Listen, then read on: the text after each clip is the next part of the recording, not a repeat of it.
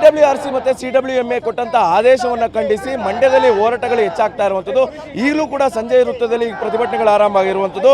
ಕಾವೇರಿ ಹಿತರಕ್ಷಣಾ ಸಮಿತಿಯಿಂದ ಹೋರಾಟಗಳು ಆರಂಭ ಆಗ್ತಾ ಇದೆ. ಅದರಲ್ಲೂ ಕೂಡ ವಿಧಾನ ಪರಿಷತ್ ಮಾಜಿ ಸದಸ್ಯರಾದಂಥ KT ಶ್ರೀಕಂಠಗೌಡರ ನೇತೃತ್ವದಲ್ಲಿ ಪ್ರತಿಭಟನೆ ನಡೀತಾ ಇರುವಂಥದ್ದು.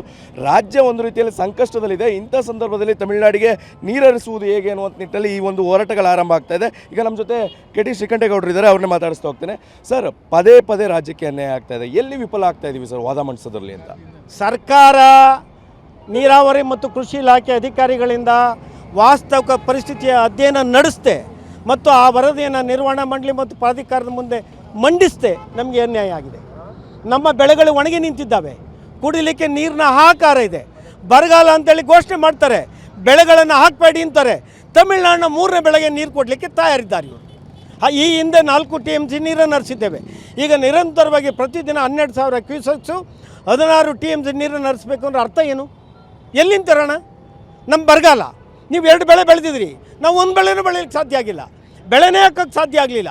ಈಗಿರುವಾಗ ಸರ್ಕಾರ ಯಾವ ಕಾರಣಕ್ಕೂ ನೀರನ್ನು ಬಿಡಬಾರ್ದು.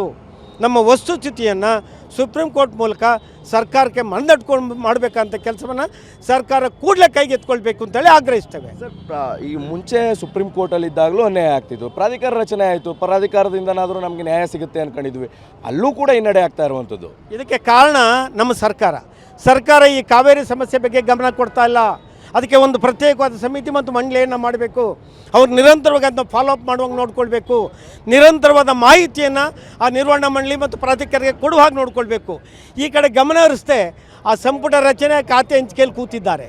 ಹಾಗಾಗಿ ಈ ಸರ್ಕಾರ ಬೇಜವಾಬ್ದಾರಿ ಸರ್ಕಾರ, ರೈತ ವಿರೋಧಿ ಸರ್ಕಾರ ಅಂತ ಹೇಳಲಿಕ್ಕೆ ಇಷ್ಟಪಡ್ತೇನೆ. ಸರ್, ಮುಂದಿನ ಹೋರಾಟಗಳ ಬಗ್ಗೆ ಏನು? ಮುಂದಿನ ನಾವೆಲ್ಲ ಕುಂತು ಒಂದು ಕಡೆ ತೀರ್ಮಾನ ಮಾಡ್ತೀವಿ. ಮುಂದೆ ಇನ್ನೂ ಅದನ್ನು ಅಂತಿಮ ತೀರ್ಮಾನ ಮಾಡಿಲ್ಲ. ಮುಂದೆ ನಾಯಕತ್ವದಲ್ಲಿ ಮುಂದೆ ಒಂದು ಒಳ್ಳೆಯ ತೀರ್ಮಾನ ತಗೊಂಡು ಇದನ್ನು ಇನ್ನೂ ಬಲಗೊಳಿಸ್ತೀವಿ ಸ್ಟ್ರೈಕನ್ನು. ಎಲ್ಲಿ ಅನ್ಯಾಯ ಆಗ್ತಾ ಇದೆ ಅಂತ ಅನಿಸುತ್ತೆ? ಅಲ್ಲ, ಅನ್ಯಾಯ ಅಂತ ಅಂದರೆ ನೋಡಿ, ನಮ್ಮ ಮಾನ್ಸೂನ್ ಮುಗಿದಿದೆ. ಸೆಪ್ಟೆಂಬರ್ ಅಂತ್ಯಕ್ಕೆ ನಮ್ಮ ಮಳೆಗಾಲ ಮುಗಿದೋಗ್ಬಿಡುತ್ತೆ.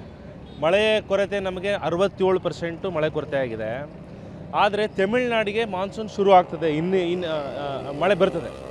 ಆ ಕಾರಣಕ್ಕೋಸ್ಕರ ನಾವೇನು ಹೇಳ್ತಾ ಇದ್ದೀವಿ, ಇವತ್ತು ನಮ್ಮ ಹತ್ರ ಇರತ್ತೆ 22 TMC, ಅದರಲ್ಲಿ 15 TMC ನೀರು ಬಿಟ್ಟರೆ ಅದು ಖಂಡಿತವಾಗಿಯೂ ಅವೈಜ್ಞಾನಿಕವಾಗಿದೆ.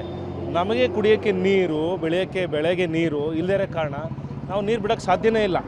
ಇದು ನಾನು ತುಂಬ ಜನ ಹೇಳ್ತಾ ಇರ್ತೀನಿ, ನಮ್ಮ WRMC ಅಥವಾ ಇನ್ನೊಂದು technical issue, this is not A technical issue ಅಲ್ವೇ ಅಲ್ಲ. ಇದು ಸಂಪೂರ್ಣವಾಗಿ ವೈಜ್ಞಾನಿಕವಾಗಿ ಇರುವ ಮಳೆ ಆಧಾರಿತ ಇಶ್ಯೂ ಆಗಿದೆ. ನಾವು ಕೇಳ್ಕೊಳ್ಳೋದೇನೆಂದರೆ, ನಮ್ಮ ರಿಸರ್ವೈರ್ಸಲ್ಲಿ ಡ್ಯಾಮಲ್ಲಿ ಎಷ್ಟು TMC ಇದೆಯೋ ಅದರಾಧಾರಿತವಾಗಿ ನಾವು ತಮಿಳುನಾಡಿಗೆ ಬಿಡ್ಬೋದೇ ಹೊರತು ನೀವು ಜುಲೈಯಲ್ಲಿ ಇಷ್ಟು, ಆಗಸ್ಟಲ್ಲಿ ಇಷ್ಟು, ಅಕ್ಟೋಬರ್ ಇಷ್ಟು ಕಡಾಖಂಡಿತವಾಗಿ ಟೆಕ್ನಿಕಲಾಗಿ ನೀವು ಬಿಡಬೇಕು ಅನ್ನೋಕ್ಕೆ ಆಗೋದೇ ಇಲ್ಲ. ಇದೆಲ್ಲ ಪ್ರಕೃತಿ ಆಧಾರಿತ ಕಾರಣ. ಆದ್ದರಿಂದ ನಾವೇನು ಹೇಳೋದು, ಸುಪ್ರೀಂ ಕೋರ್ಟು ಇದನ್ನು ಪರಿಗಣಿಸಬೇಕು. ಬೇಸ್ಡ್ ಆನ್ ರಿಸರ್ವೈರಲ್ಲಿ ಎಷ್ಟು TMC ಇದೆಯೋ ಅಷ್ಟನ್ನು ಬಿಡಬೇಕು ಅಂತ ಮಾಡಬೇಕು. ನೀವು ಕಡಾಖಂಡಿತ ಇಷ್ಟೇ ಬಿಡಬೇಕು ಅಂತ ಮಾಡಿದ್ರೆ ಅದು ಅವೈಜ್ಞಾನಿಕವಾಗಿದೆ. ನಾವು ನೀರಿಲ್ಲದೇ ಇರೋ ಕಾರಣ ಅದನ್ನು ಬಿಡೋಕ್ಕೆ ಸಾಧ್ಯನೇ ಇಲ್ಲ. ಸರ್, ಮತ್ತೊಂದು ವಿಚಾರ ಅಂತಂದರೆ, ನಾಳೆ ಬಂದ್ ಕೂಡ ಕರೆ ಕೊಟ್ಟಿರುವಂಥದ್ದು, ಈ ಬಂದ್ಗೆ ಹೇಗೆ ಬೆಂಬಲ ಇದೆ ನೋಡಿ? ರೈತ ಹಿತರಕ್ಷಣಾ ಸಮಿತಿ ಒಬ್ಬ ಸದಸ್ಯನಾಗೂ ಕೂಡ ನಾನು ತಮ್ಗೆ ಹೇಳೋದೇನೆಂದರೆ, ಇವತ್ತು ನಾಳೆ ಬಂದ್ಗೆ ಏನು ಕರೆ ಕೊಟ್ಟಿದ್ದಾರೆ ಅದು ನೈತಿಕವಾದ ಬೆಂಬಲ ಇದೆ. ನೀರು ನಾಡು ನುಡಿಗೋಸ್ಕರ ಏನು ಹೋರಾಟಕ್ಕೆ ಕರೆ ಕೊಟ್ಟಿದ್ದಾರೆ ಅದಕ್ಕೆ ಸಂಪೂರ್ಣ ಬೆಂಬಲ ಇದೆ. ರಾಜ್ಯ ಸರ್ಕಾರ ಈ ಬಂದನ್ನು ಎಚ್ಚರಿಕೆಯನ್ನು ತಗೊಂಡು ಕೂಡಲೇ ನೀರು ಹರಿಸುವಂಥ ಏನು ಕ್ರಮ ಏನಾರ ಕೈಗೊಂಡಿದ್ರೆ ಅದನ್ನು ನಿರಾಕರಣೆ ಮಾಡಬೇಕು. ತತ್ಕ್ಷಣವೇ ರಿವ್ಯೂ ಪಿಟಿಷನ್ ಹಾಕಬೇಕು. CWMA CWRC ಏನು ಆದೇಶ ಇದೆ, ಸುಪ್ರೀಂ ಕೋರ್ಟ್ಗೆ ರಿವ್ಯೂ ಪಿಟಿಷನ್ ಹಾಕಿ ಒಂದು ಟೆಕ್ನಿಕಲ್ ಟೀಮ್ನ CWRC ಮತ್ತು CWMA ಇಂದ ಕರ್ನಾಟಕ ಮತ್ತು ತಮಿಳುನಾಡು 2 ಭಾಗದಲ್ಲೂ ಅಲ್ಲೇನು ಬೆಳೆ ಬೆಳೆದಿದ್ದಾರೆ, ಅಲ್ಲೇನು ವಾತಾವರಣ ಇದೆ, ನಮ್ಮ ಭಾಗದಲ್ಲಿ ಏನು ಬೆಳೆ ಬೆಳೆದಿದ್ದಾರೆ. ಯಾಕೆಂದರೆ ತಮಿಳುನಾಡಲ್ಲಿ ಹೈನು, ಸಾಂಬಾ, ಕುರುವೆ ಬೆಳೆ ಅಂತ 3ನೇ ಬೆಳೆಗೆ ನೀರು ಕೇಳ್ತಾ ಇದ್ದಾರೆ.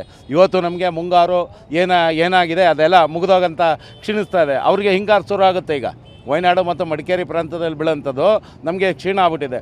ನಮಗೆ ಇಲ್ಲಿ ನಾವೇ ತರಕ್ಕೆ ತಿಂತಾ ಇದ್ದೀವಿ. ನಮ್ಮ ಹತ್ರ ಹಪ್ಪಳ ಕೇಳುವಂಥ ಕೆಲಸನ ಇವತ್ತು ತಮಿಳುನಾಡು ಮಾಡ್ತಾಯಿದೆ.